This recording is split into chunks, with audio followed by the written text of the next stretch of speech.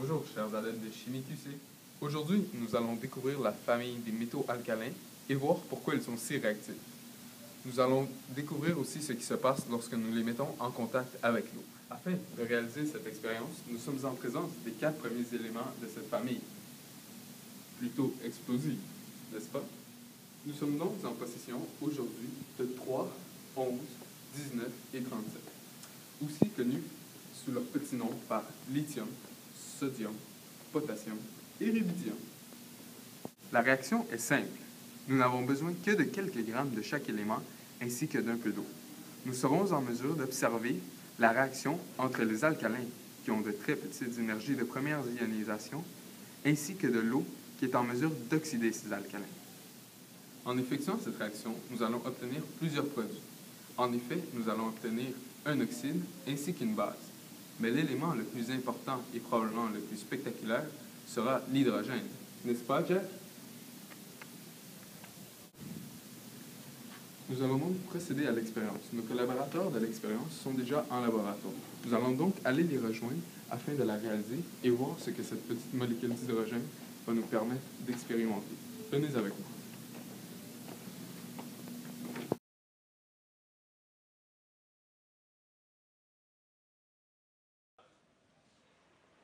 Le lithium a un numéro atomique 3 avec une masse molaire 6,941 g par mol. Il est situé avec les métals alcalins. Il est très réactif et il est le solide le plus léger dans le planète. Afin de faire des comparaisons entre les alcalins, nous avons calculé les proportions selon le nombre de moles de lithium que nous avions.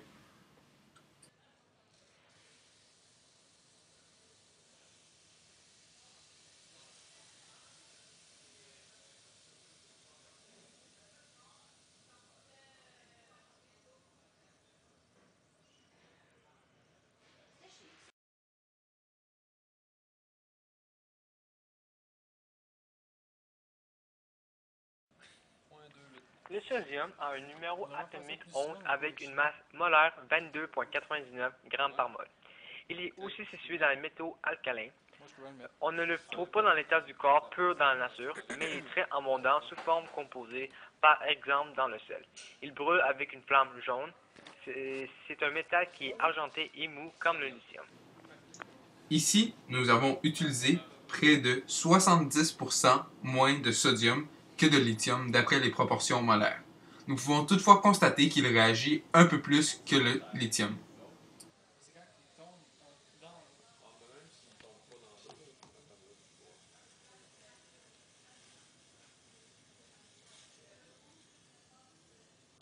Ça dégage vraiment beaucoup de chaleur, hein, c'est fou. Ça prend pas de temps avant de faire une marque dans le plastique.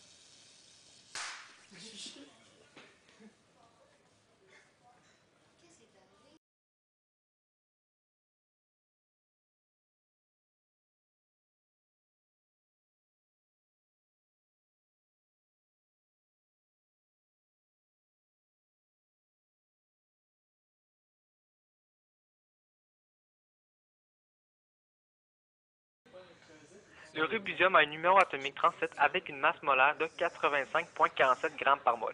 C'est un métal alcalin mou et argenté. Comme les autres métaux alcalins, il s'enflamme spontanément au contact avec l'air et réagit violemment avec l'eau. Le rubidium se trouve dans une ampoule de verre pour empêcher le rubidium de s'oxyder dans l'air.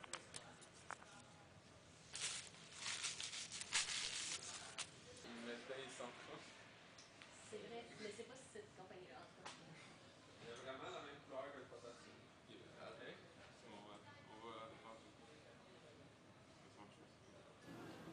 Nous pouvons donc constater que le rubidium réagit un peu moins fortement que le potassium.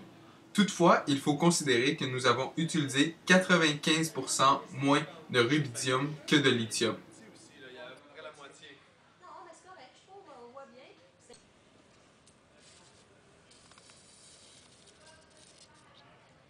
À la fin demain au labo, là, ils vont voir plein de brûlures sur le bureau avec autre. Ça, c'est bien.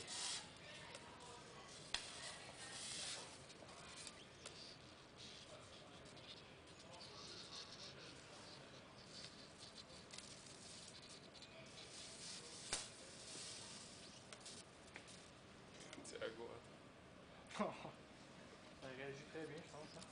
Ouais.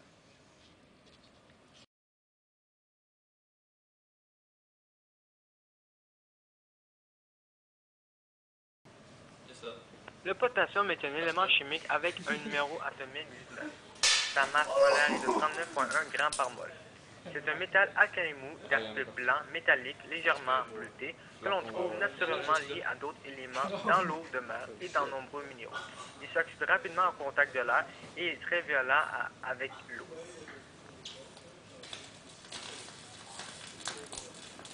Nous voyons ici que le potassium réagit beaucoup plus violemment que le sodium. Il est à noter en plus que nous utilisons près de 80% moins de potassium que de lithium d'après les proportions molaires.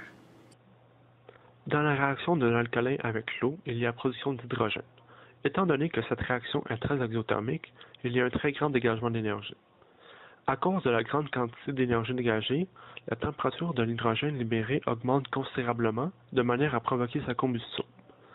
Cette combustion produit une lumière très vive où la couleur varie selon l'alcalin. On peut expliquer la réactivité croissante des alcalins par le fait qu'ils possèdent tous un seul électron de valence et qu'étant donné que leur rayon atomique augmente plus on baisse dans le tableau périodique, ceux du bas ont donc plus de facilité à perdre leurs électrons. La réaction des alcalins avec l'eau forme donc une base qui diffère selon l'alcalin utilisé et de l'hydrogène.